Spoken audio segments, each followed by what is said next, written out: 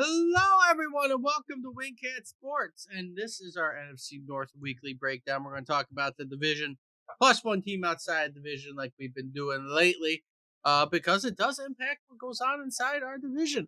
We're going to start with what is probably the least important game of the division, but also pretty important for the team. We'll start with the Lions and Bears because obviously both are, Lions are in the playoffs. They're just fighting for that number one seed. They get the victory, though, 34-17 over the Bears. A pretty easy win, pretty all-around dominant performance by the Lions. And the Bears just looked like the Bears, but there was nothing wrong with the game on either side. It's how the game should have went. Caleb Williams looked good. Goff looked good. The Bears are on track to probably have one of their higher picks. And we'll honestly see where everything goes for the Bears. They do have a rough last two games. But for the most part, both Lions and Bears game how it was. Yeah, Bear season's done, so Are they tanking for a highest pick possible, or are they going to try and play spoiler? they aren't going to get that. I think, like I said, they should just play out the season and try to, They're going to do go a lot after. to do. They're going to go after Ben Johnson in the offseason. And probably, that's what the rumor is. I don't know if that's true or not. I don't know. The rumor. We'll see what happens. I would hate to play him twice a season, but that's the way it is. And I know, like I said, it was a great game, a perfect game, other than the was it no controversy in it at all. Just how the game should have went. Other than pretty normal football game. The unnecessary going for it on 4th and 3. But that was just silly. I just don't get it. But I said there was nothing out of the other than that. Game. Like I said, it was a perfect game. It's a Goff, right? Like we said, good day from him. 336 yards, 3 TDs, 23 of the prettiest passes I think I've seen him throw. And Caleb Williams, 26 for 40, 334, 2 TDs. Caleb Williams has looked good in both his games against the Lions, and it's probably going to be annoying to play against him in the future. It certainly will. Because he has been doing a Super Bowl this year, so we can freaking take it easy and not worry so much next year. Because the window's not going to be open very long. But we'll move on because obviously, if you want to hear more about our Lions Bears talk, you can go to our post game of Lions Bears for a full deep dive into it. But we'll move on to the next game in the division again that don't play as much impact to what's going on in the division besides just being annoying and being tied with the Lions. Is the Minnesota Vikings winning 27-24, almost losing to the Seahawks. I did hear I didn't really watch it, but I think there was like a controversial face mask that would have helped the Seahawks out with that one. But hey, it is what it is. You keep pushing. The Seahawks now don't control their destiny to reach the playoffs. The Rams are in sole possession of controlling their destiny for the NFC West. So we'll see what ends up happening there. But the Vikings, not a bad day. Again, they keep winning. Sam Darnold, 22 for 35, 246 for 3 TDs. Ran for another 81 yards. Aaron Jones getting 67 total on 18 carries. But overall, Minnesota's still pushing through. They're doing what they got to do to be annoying with the Lions. And all they got to do is win out. And they're the number one seed and the NFC North winners. Yep. Next week, they got Green Bay, which will be a tough game. Will be a tough game for them. I think Green Bay might be able to have. I was hoping Seattle would do us a favor this week, but they didn't. Fuck you, Seahawks. I hate you. And, so we got to deal with them. I really hope it wouldn't come down to the last game, but it might. The rigged NFL might just set it up for that because they want because it's TV. It's good TV. But overall, we'll move on from the Vikings are a really good team. They're playing well. We thought they might fall off. They haven't yet. So we'll see how the playoffs do for them.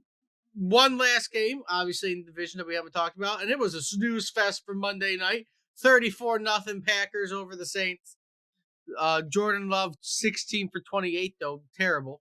50% completion. So screwed me in my fantasy game. No championship matchup between us two this year. I did make the championship though. But 16 for 28, 182 yards, 1 TD. Not the best night for Jordan Love, but they did run quite a lot with a lot of people for 188 yards. A lot of different rushes for 188 yards. And that's how they won. And listen, the Packers are going to probably try to make sure they don't have such a bad division record. because if they lose to Minnesota next week, they will be, even though the whole entire against the rest of the NFL, we've only lost one game. The Packers have only won one game inside the division this year, and that is against the Bears. The Bears. They lost both games to the Lions. They're at risk of losing both games to the Vikings. And if you're going to go into the playoffs, you're going to play in the division as well as you did, beat everyone else up, but basically your division.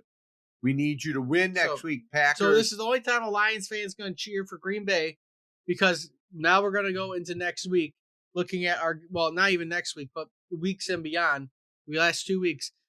We are going to be Packers fans next week for 1 week and 1 week only. We are. As the Packers and Vikings are playing in Minnesota. If the Packers end up beating Minnesota, that gives the Lions a very easy access to the number 1 seed. And, well, actually, hold on. We have one thing to talk about for the schedule. A little deep dive into other games real quick. Philadelphia ends up losing this week to the Commanders on a last-minute TD. Thank you, Kenny Commanders. Pickett couldn't do it for Philadelphia. Wearing the Commander colors today. But the Commanders ended up beating Philly, which opens the door for both Minnesota and Detroit to have a win out, and you get it. Both control their destiny. You win out, you get the number 1 seed and win the division. Philly doesn't. Not Philly, but I'm talking about Minnesota and Detroit. Minnesota and Detroit, you win out, you get the number 1 seed and the NFC North. So that's how it's going to come down to. Extra week to rest our players, so Packers better win. So basically, what's about to happen here is if Minnesota, it could happen realistically either way. Minnesota clinches the North and the number 1 seed this week. If they end up if they end up winning this week, we lose, but maybe not. What? I think that maybe not, because if we're tied at the end of the year, if Minnesota wins out, obviously, we win the tiebreaker against Minnesota. So we get the tiebreaker. So Minnesota has to win out in order to get the number 1 seed. However, not the same thing with Lions, but they play the Packers this week, and the Packers obviously would love to play spoiler to Minnesota, but they also would love to play spoiler to Detroit. They don't care either way. This is a lose-lose situation for them. One of their division rivals is going to be the number 1 seed at the end of the day. But I'm pretty sure they'll want to ruin Minnesota State because they're playing Minnesota. And then they end the season against the Bears. So I honestly think right now Minnesota is only favored by 1 point against the Packers. Honestly, I see the Packers probably winning this game. I think they're going to win this game. They are going to win this game. And Jordan Love might suck like he normally does. There could be 2 13-4 teams as the 6th and 5th seed in the NFC. Yes. Which is terrible. You could also have a 14 and 13 win team in the wild cards, which is terrible again. But basically that opens the door for Detroit if the Packers do win this week. Which I think they have a really good chance to win this week, despite it being in Minnesota's favor.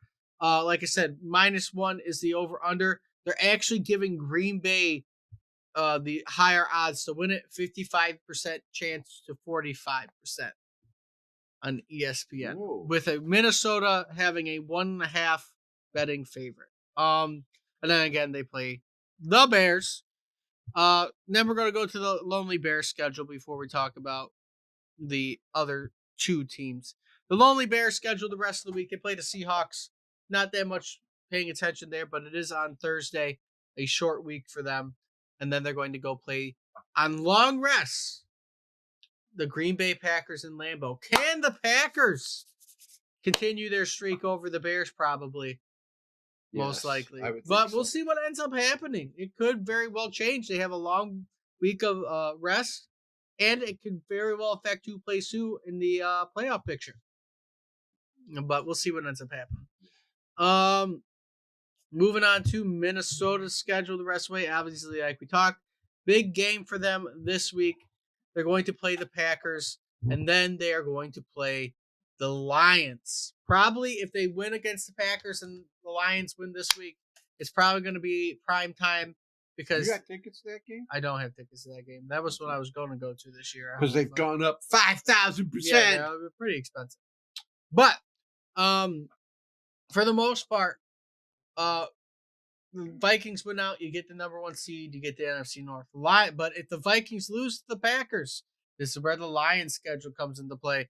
They play the 49ers on Monday Night Football this week, so they will know what they have to do before they even play. What do we?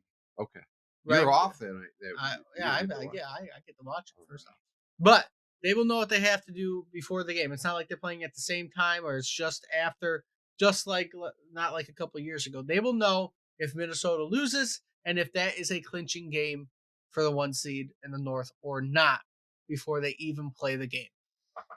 So that will also play into it. Or if they have to win in order to have that number 1 seed. And have to win against Minnesota. So they'll see what they have to do. But they do play Monday night and then Minnesota at the end of the year. Green Bay has the toughest remaining schedule of any team because they're playing Minnesota and Detroit, the 2 top teams in the NFC.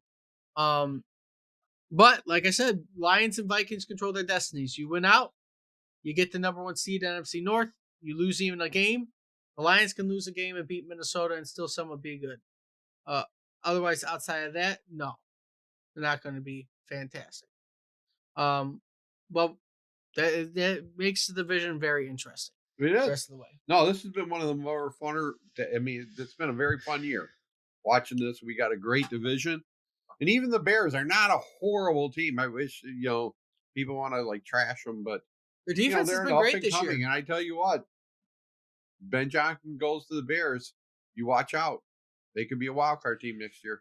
But right now, Lions are only favored by 3.5 against the 49ers, which is surprising. It's not more.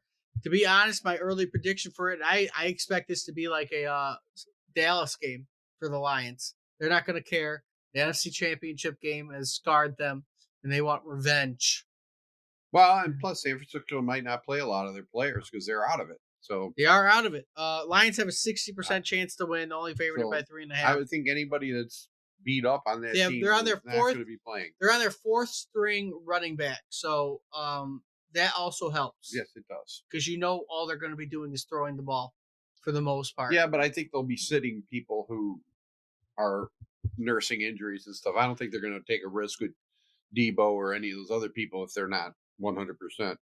Yeah, So I think we're going to see kind of a hampered 49er team, and we're hampered. So, let's see. We'll see who comes. We can beat them. Reese Maven could be back this week too for the Lions. That starts some more linebackers for them. Looking at likely a potential return date for Anzalone being January 11th and coming back for the playoffs. If you get that first round bye, you might have Anzalone and Montgomery coming back before you start that divisional game, which would be fantastic. That's the thing a lot of people don't realize with the Lions. They don't think they're going to make it that far in the playoffs due to their injuries. But a lot of key injuries are coming back in the playoffs. So we'll see what ends up happening. Okay. But that's your future for every team. Two weeks left before playoff time. And hopefully you got an entertaining 2 weeks ahead. With all that being said, though, if you like what you see, like, comment, subscribe. Let me know what you think about all the stuff going on in the NFC North, even the NFL. Until next time, see everybody soon.